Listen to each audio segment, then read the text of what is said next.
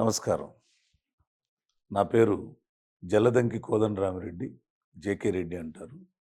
నేను వృత్తిపరంగా chartered accountant, చెన్నైలో ఉంటాను.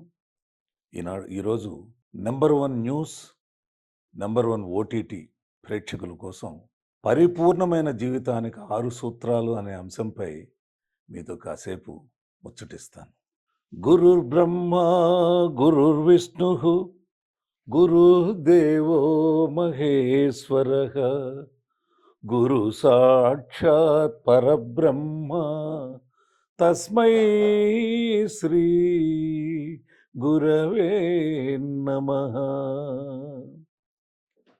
ఈ సృష్టికి మూలమైనటువంటి ఆ సర్వేశ్వరునికి, జన్మనిచ్చిన తల్లిదండ్రులకు, విలువలను విద్యను నేర్పించినటువంటి గురువులకు, ఆధ్యాత్మిక చింతనలో ప్రగతి పదంలో నడవడానికి దారి వేసిన ఆధ్యాత్మిక గురువులకు నమస్కరించి పరిపూర్ణమైన జీవితానికి 6 సూత్రాలు అనే అంశంలో మొదటి సూత్రం వెలకట్టలేని మానవ జన్మ గురించి. భగవంతుడు సృష్టిలో మానవ జన్మ అనేది మహత్తరమైన జన్మ. ఆ భగవంతుడు సృష్టించిన ఈ అవయవాలు వెలకట్టలేని విలువ ఉన్నటువంటివి.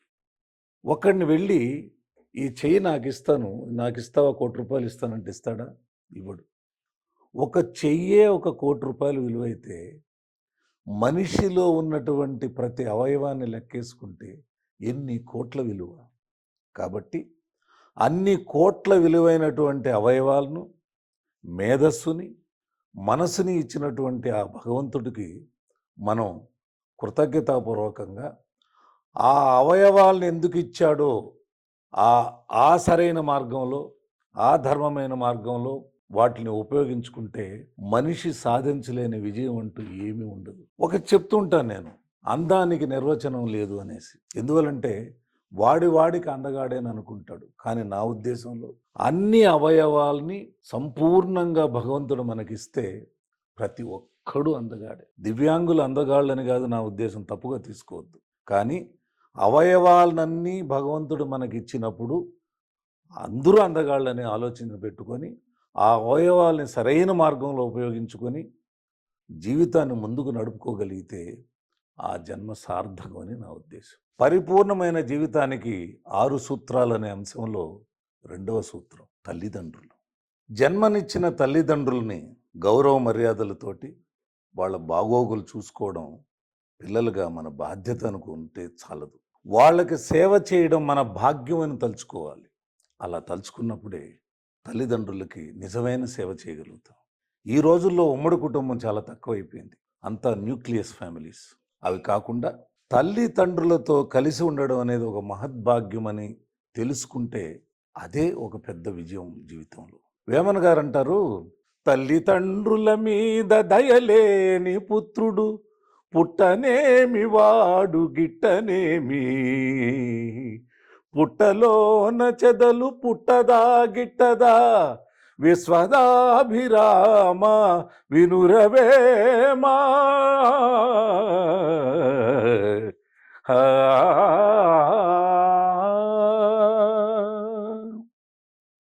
తల్లిదండ్రుల మీద ఆసక్తి చూపించకుండా వాళ్ళకి సేవ చేయలేని పుత్రుడు పుట్టలోని చెదలతో సమానం అని చెప్పాడు.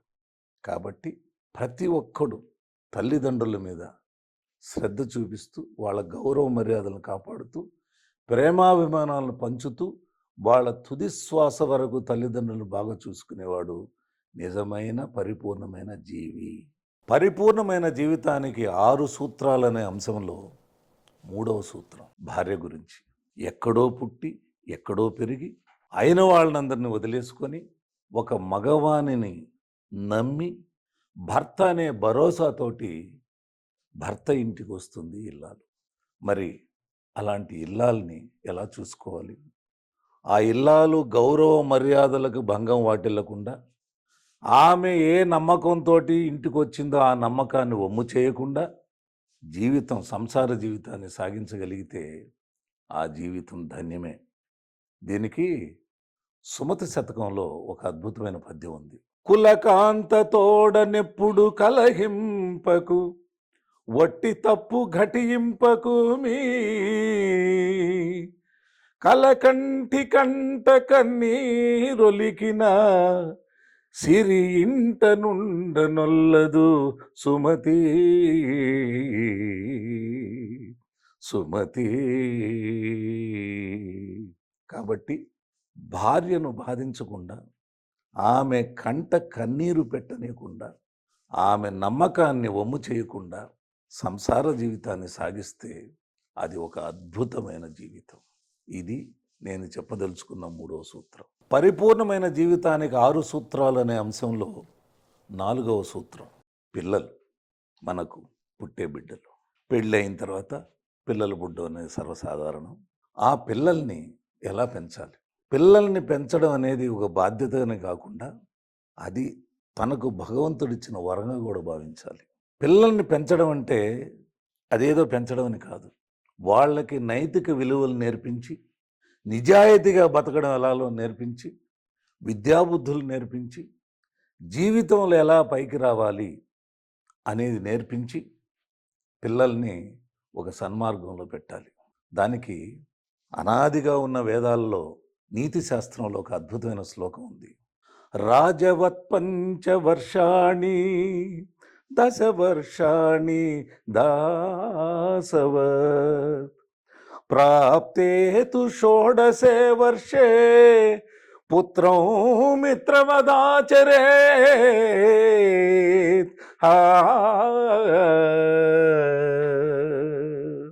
మొదటి 5 సంవత్సరాలు పిల్లల్ని రాజులాగా చూడాలట. పిదప 10 సంవత్సరాలు సేవకుల్లాగా చూడాలట. 16 ఏళ్ల ప్రాయం నుంచి స్నేహపూర్వకంగా చూడాలట. స్నేహితులుగా కాదు. స్నేహితులుగా చూస్తే కొన్నిసార్లు కొన్ని ఇబ్బందులు కలుగుతాయి. స్నేహపూర్వకంగా చూడాలట. అలా చూసినప్పుడు పిల్లల భవిష్యత్తు చాలా అద్భుతంగా తీరుతుంది. కాబట్టి మనం మన పిల్లలకి ఇవన్నీ చేయగలగాలి. కానీ వాళ్ళ పిల్లల బాధ్యత మనది కాదు. అది వాళ్ళ తల్లిదండ్రులది. ఇప్పుడు ఎక్కడ మనకు ప్రాబ్లం వచ్చి పడుతుందంటే, తరతరాలకి నేను సంపాదించాలి. అక్కడే ఈ అన్యాయం, అవినీతి ఇవన్నీ జరుగుతున్నాయి. ఎప్పుడైతే మన పిల్లల్ని పెంచడం మన బాధ్యతని మనం అనుకుంటామో, మన మనవళ్ళు మనవరాళ్ళని పెంచడం వారి తల్లిదండ్రుల బాధ్యత అనుకుంటామో, మనము ఆ మనవళ్ళు మనవరాళ్ళకి ప్రేమను మాత్రమే పంచిపెడతామో, అప్పుడు మనకు ఈ ధనార్జన మీద నీతిగా నిజాయితీగా సంపాదిస్తే చాలు అనేటువంటి ఒక ఆసక్తి కలుగుతుంది. కాబట్టి నా ఉద్దేశంలో పిల్లలను అలా పెంచాలి. వాళ్ళ పిల్లలకి మనం ప్రేమాభిమానాలు మాత్రమే పంచాలి, బాధ్యతలు తీసుకోకూడదు అనేది 4వ సూత్రం. పరిపూర్ణమైన జీవితానికి 6 సూత్రాలు అనే అంశంలో 5వ సూత్రం ధనార్జన, ధర్మగుణం.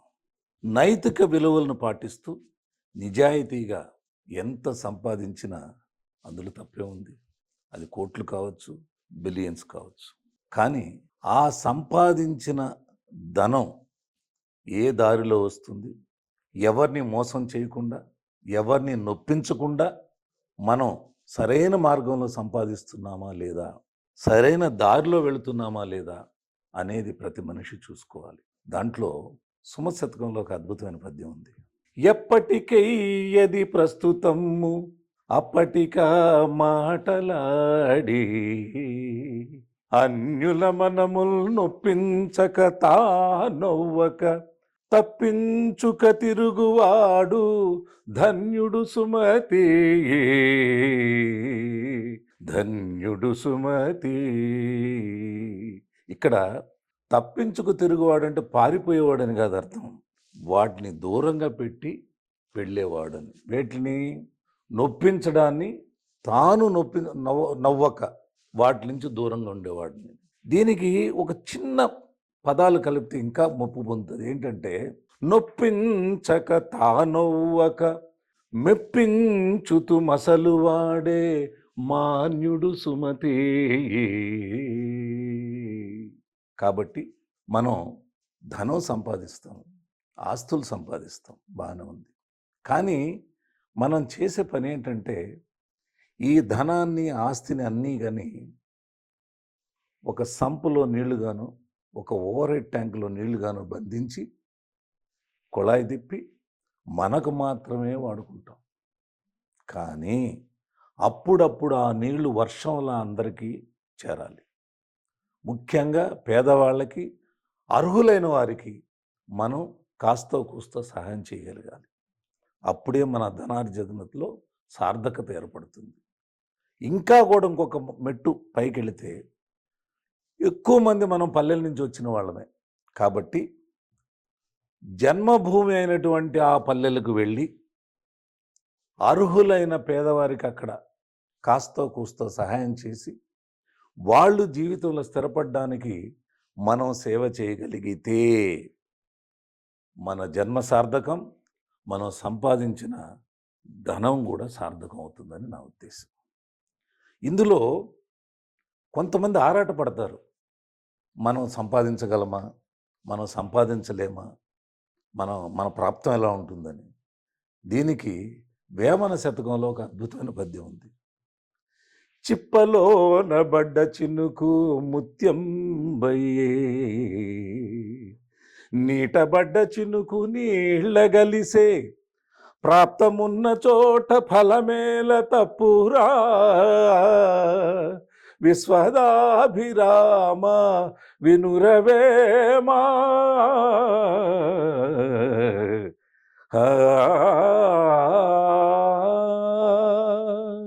కాబట్టి మన నుదుటన ప్రాప్తం ఉంటే సహజంగానే జీవితంలో స్థిరపడతాం, ధనాన్ని ఆర్జిస్తాం, సమాజంలో మంచి పేరు ప్రఖ్యాతులతో జీవించుతాం.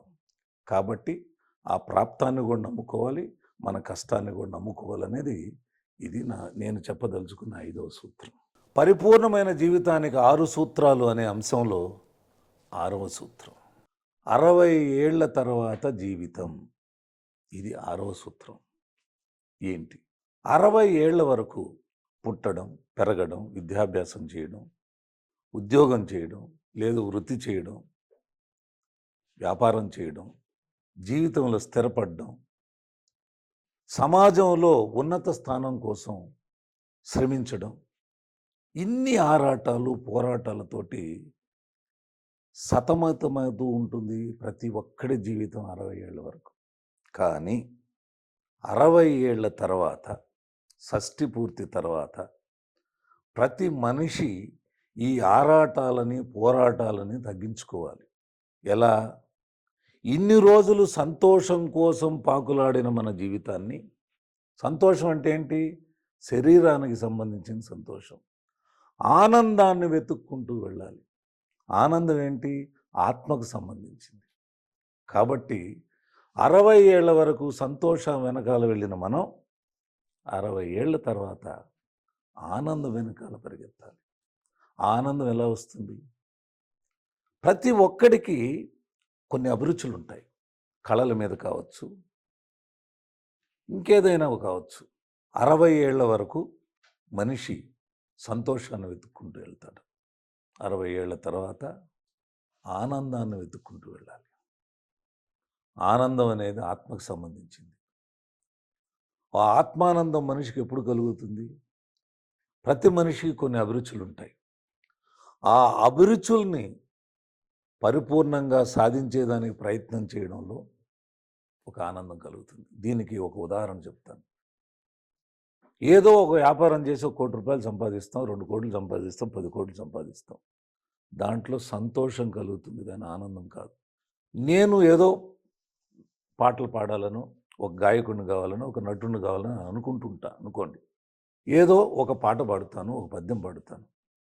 ఒక 100 మంది ఏం పాడారండి అని అంటే దాంట్లో వచ్చే ఆనందం ఎన్ని కోట్ల విలువ మనం చెప్పలేం. కాబట్టి 60 ఏళ్ల జీవితం తర్వాత మనిషి చేయాల్సిన పని ఏంటంటే ఆధ్యాత్మిక చింతన పెంచుకోవడం, తమ అభిరుచుల్ని సాధించుకోవడం, నెరవేర్చుకోవడం చాలా చాలా ముఖ్యమైనది. అలా వెళ్ళినప్పుడు మనిషి జీవితం పరిపూర్ణమవుతుంది. మనిషి దేవుడు మనల్ని ఎందుకు పుట్టించాడు, మన చేత ఏం చేయించాలనుకున్నాడు, నేను క్లుప్తంగా 6 సూత్రాలను మరొక్కసారి చెప్తాను. భగవంతుడిచ్చిన వెలకట్టలేని అవయవాల్ని సరైన మార్గంలో ఉపయోగించుకొని, సరైన పద్ధతిలో ఉపయోగించుకొని, మనం ఎవరికంటే తక్కువ కాదనే ఒక అభిప్రాయంతో నడుచుకోవడం మొదటి సూత్రం అయితే, రెండవ సూత్రం తల్లిదండ్రుల్ని గౌరవ మర్యాదలతోటి వాళ్ళ తుది శ్వాస వరకు ప్రేమాభిమానాలు పంచి చూసుకోవడం రెండవ సూత్రం అయితే, మనల్ని నమ్మి వచ్చిన భార్యను ఎలా చూసుకోవాలి, ఆమె నమ్మకాన్ని వమ్ము చేయకుండా ఎలా నడుచుకోవాలనేది మూడవ సూత్రం అయితే, పిల్లల్ని ఎలా పెంచాలి, మనవాళ్ళని మనవరాళ్ళని ఎలా మనం చూసుకోవాలి అనేది నాలుగో సూత్రం అయితే, ధనార్జన ఎలా చేయాలి, ధర్మగుణాన్ని ఎలా పెంపొందించుకోవాలి, ఆ ధనార్జన చేసిన తర్వాత ధర్మాన్ని కూడా ఎలా దయతోటి దానగుణాన్ని ఎలా పెంచుకోవాలనేది ఐదో సూత్రం అయితే, ఆరో సూత్రం ఇప్పుడు చెప్పినట్టుగా 60 ఏళ్ళ తర్వాత మన జీవితాన్ని ఎలా మలుచుకోవాలి. ఈ 6 సూత్రాల్ని ఎవరైతే తూచా తప్పకుండా పాటిస్తారో, వింటారో కాదు పాటిస్తారో, వాళ్ళు జీవితం పరిపూర్ణమైన జీవితం అని నా ఉద్దేశం. నమస్కారం.